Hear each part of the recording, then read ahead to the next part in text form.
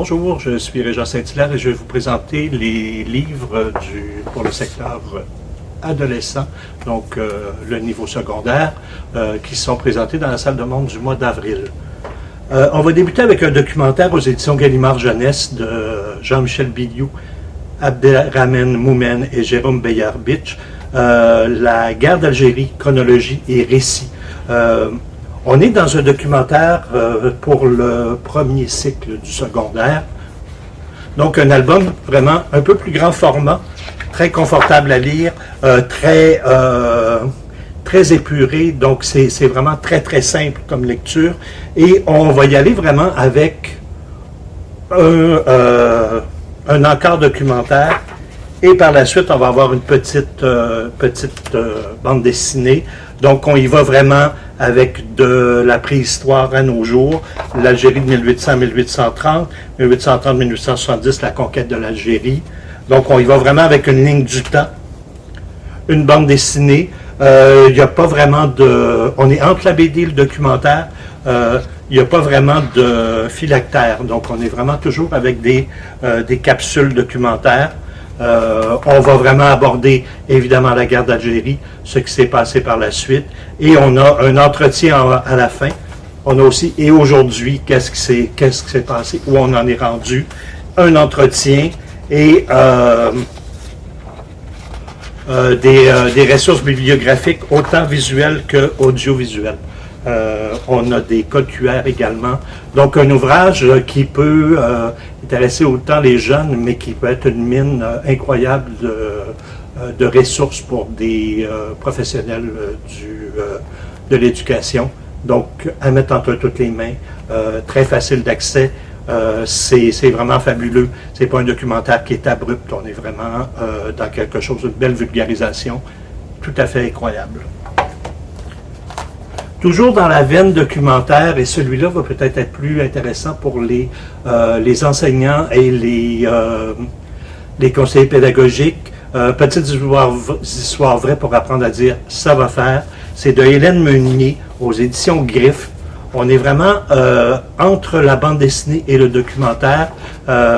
C'est en fin de compte Hélène Meunier qui va nous parler d'exemples qui lui sont arrivés à elle et aussi de personnes, c'est des témoignages sur le sexisme, l'équité salariale, le harcèlement sexuel.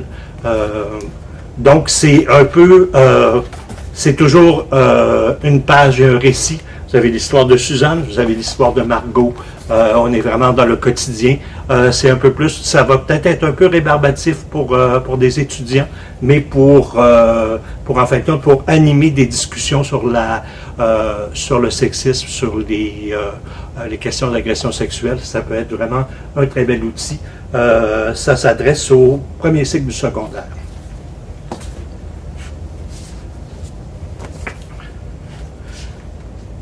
Sophie Labelle aux éditions d'Angle de Lyon, c'est l'adaptation en fait compte en bande dessinée de son webcomic qui s'appelle Assigné garçon, ambiance trans de feu. On est vraiment dans du... en fait compte, elle a écrit aux éditions d'Angle de Lyon, elle a une série de romans qui s'appelle Ciel. Donc on reprend ce personnage-là et on va ajouter d'autres personnages. Donc c'est sur la transsexualité, sur les relations aussi scolaires. Ça se passe surtout à l'école.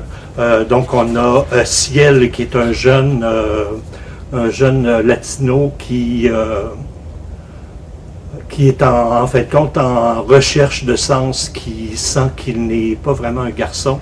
Il va y avoir aussi son amie Steffi, qui est une fille, mais qui est un garçon. Qui va avoir une relation, en fait, compte avec un jeune garçon qui n'arrête pas de rire d'elle, mais qui va tomber amoureux. Donc, c'est aussi vraiment le quotidien sur comment, en fait, compte, un garçon amoureux de quelqu'un trans va essayer de le faire comprendre à sa mère. On est vraiment dans du langage très adolescent. Donc, on n'est pas dans des gros termes techniques, on est vraiment dans le ressenti. Ça se lit vraiment comme un roman. Il y a beaucoup d'humour. C'est très attachant. Donc, et c'est pour le premier cycle du secondaire. Donc, une petite perle. Et c'est écrit aussi en langage inclusif. Pour s'évader un peu, pour le deuxième cycle du secondaire, Les 7 secrets de Tom Taylor, Daniele Di Nicolo et Walter Baiamonte aux éditions Delcourt. On est dans du comics. Les 7 secrets, en fait, compte ces 7 valises qui sont là depuis des temps immémoriaux.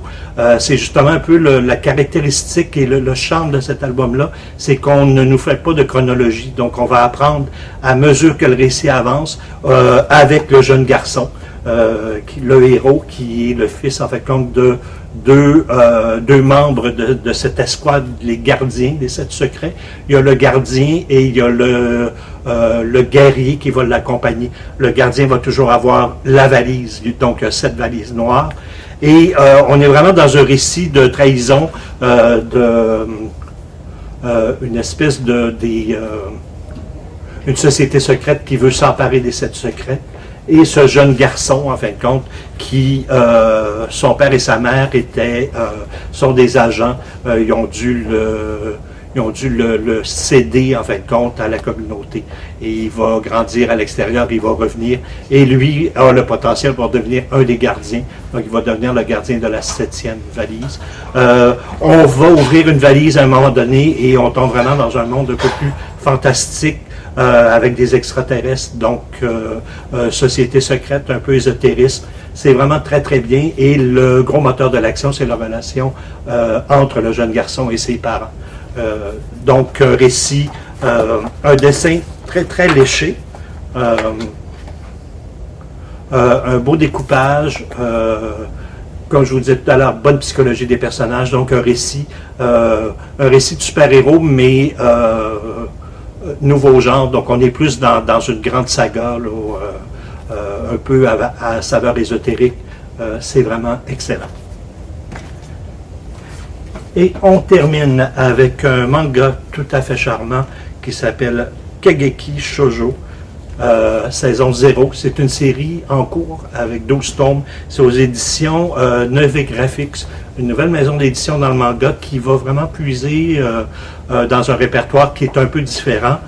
Donc, on est dans un album qui fait près de 500 pages. Un dessin shoujo tout à fait classique, donc qui s'adresse à un public un peu plus féminin.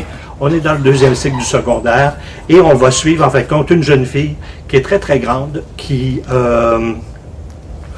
très grande, très, très sûre d'elle, en fin de compte. Elle a 15 ans et elle va s'inscrire dans un collège, l'école Koka des arts de la scène, qui sont, en fin de compte, la plus grande école au Japon.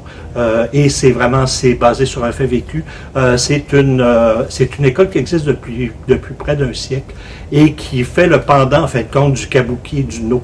C'est une école qui n'accepte que des jeunes filles entre 15 et 20 ans et tous les rôles, en fin de compte, sont joués par des filles, autant les rôles féminins que masculins. Donc, c'est vraiment un récit d'apprentissage, un récit aussi d'apprentissage de la vie. Cette jeune fille-là qui est vraiment très, très grande, un peu maladroite, qui a confiance en elle, mais qui est assez sensible, qui va faire rire d'elle, évidemment, parce qu'elle est vraiment différente. Elle n'a vraiment pas le physique de l'emploi. Cette école-là, en fin de compte, fait dans la comédie musicale. Et elle a une espèce de rêve là, de devenir Lady Oscar, le personnage principal de La Rose de Versailles. Et tout le monde rit d'elle parce qu'elle est beaucoup trop grande. Donc, ça prendrait vraiment un garçon géant pour lui donner la réplique, donc, ou une fille, dans ce cas-là, qui serait beaucoup plus grande qu'elle. Donc, ça va être son rêve, elle va essayer de le réaliser. Et elle est co-chambreuse avec une jeune fille qui est très jolie, qui a déjà de l'expérience dans le milieu, mais qui a énormément de réticence. Elle a de la misère à se faire toucher. On sent probablement qu'il y a eu un problème d'agression sexuelle. Donc, on va aborder des thématiques sociales. La psychologie des personnages est super bien développée, mais on est dans une mécanique vraiment d'humour et d'apprentissage de la vie, d'amélioration, en fin de compte, de son sort. Et c'est vraiment tout à fait touchant et très charmant, pardon. Donc, je vous le conseille fortement. Et c'est tout pour le secteur secondaire et on se revoit le mois prochain. Merci.